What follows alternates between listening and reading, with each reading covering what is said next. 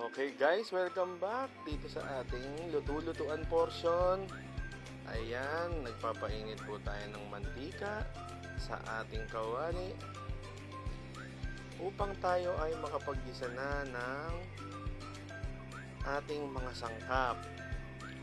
And guys, kung nakikita nyo medyo tumatalsik-talsik at meron pa yatang tubig, ilagay na natin yung bawang. Ayan, gisahin lang po natin siya hanggang sa mangamoy po siya yung ating bawang, yung aroma ng bawang at lumabas. At ilagay na po natin ang sibuyas. Ayan. Tamang gisa-gisa lang po tayo dito mga kaibigan. At isasabay na rin natin ang luyang dilaw para lumabas na yung katas at aroma ng luyang dilaw. Yan po ang luyang dilaw.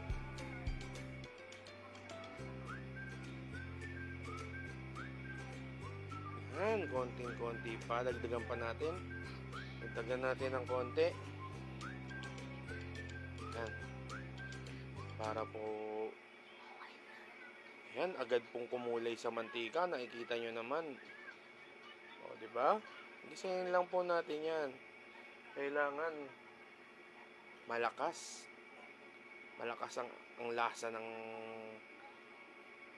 luyang dilaw. Kasi yung powder kasi, wala siyang masyadong lasa. As in, wala yata siya talagang lasa. Kulay lang siya, kaya talagang ginamit ko luyang dilaw. Total, available naman dito sa amin yung luyang dilaw eh. Kaya, syempre, mas maganda na yung luyang dilaw na sariwa kaysa yung powder. Saka mas malasa siya. Yan. Sayin lang natin. Nagtotos pa ng ganun. Alam mo naman talaga. Joke lang po.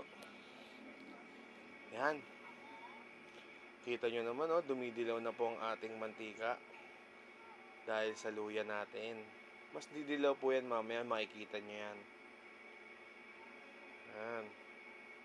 Sa puntong ito, pwede na natin ilagay ang ating mga isda. Tilapia. Hile-hilera lang po natin dyan. Yan. Apat pong buo na tilapia. Tapos pinahati ko na lang po. Para po hanggang gabi na naming ulam. Diba? Isang lutuan na lang po tayo. Kasi mahirap po mag-isip ng ulam araw-araw. Pag nagkulang sa gabi, dadagdagan na lang ng kung ano pang maisip. Yan, lagyan na rin po natin ng paminta. Ang pamintang matagal ikutin, konti lang naman nilalabas.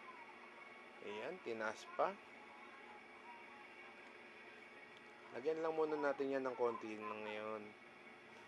At mamaya, dadagdagan din naman po natin yan pag nilagyan na natin ng gata.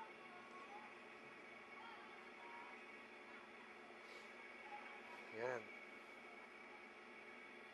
Lagyan na natin yung pangalawang piga ng gata. Pakuluan lang natin siya dyan. Yan lang po ako magluto, simpleng-simple lang. Basic lang po. Pero,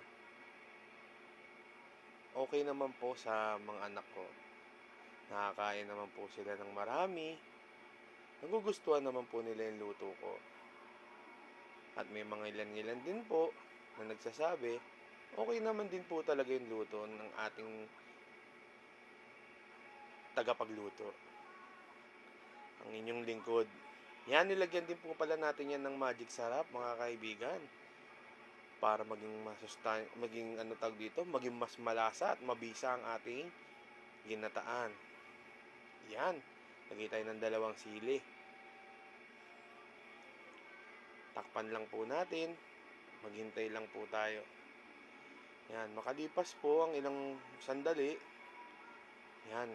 Kumukulo na po siya.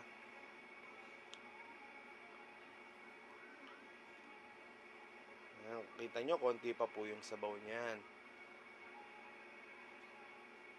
Mamaya po, dadagyan po natin uli yan. Ito na po. Nilagay ko na po ang isa pang gata na magpapasarap at magpapabisa ng todo sa ating ulam. Yan. Ayan na po yung sinasabi ko, dagdagan pa po natin yan ng paminta. Lalagyan po natin ng paminta habang nagtatahulan yung mga aso sa kapitbahay. Yan. Lagyan na po natin siya ng patis para mayroon tayong umami na makukuha na lasa mula sa patis. Medyo adjust lang natin yung apoy at ang ating gulay na pechay.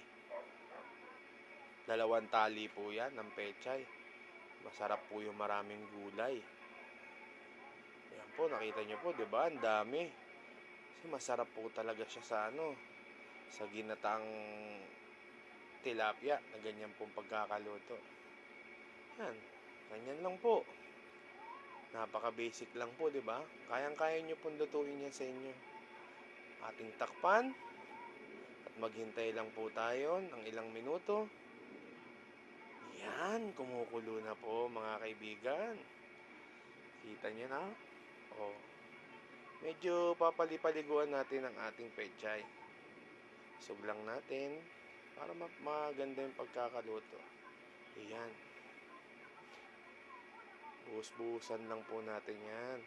Parang i-blanch nyo lang po. Kasi pag na-overcook, hindi na masyadong maganda yung pechay. Pagka overcook, maganda yun. Medyo may lutong pa po siya. Ayan. Tikman po muna natin. Ayan. Nakakuha na po. Nakakuha na po ang tamang timpla. Ganun lang po kasimple. May masarap na po kayong ulam. Ayan panalo daw po. Ayan po. Ayan. Sa puntong yan, medyo i-reduce na lang po natin yung sabaw. Pakatasin natin ng maigi yung palasahin natin yung gata. Ito, inaahon ko konti yung mga sili-sili natin kasi baka kumatas na maigi, umanghang, hindi makakain ng mga bata. Kaya yan po. Luto na rin po kayo nito. Yung ating masarap na ginataang tilapia sa luyang dilaw. Ano pa pong kailangan gawin? Ihanda nyo na po ang ating mga kanin at hapagkainan at sabay-sabay po tayong kumain ng masarap at masustansyang ulam.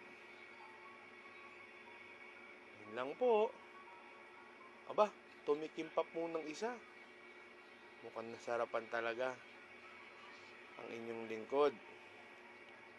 So, yan po. Hanggang dito na lang po. Okay na po yan, ha. Salamat po sa panonood.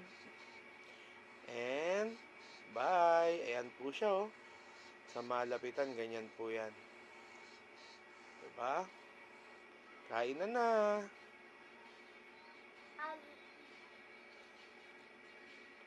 Okay.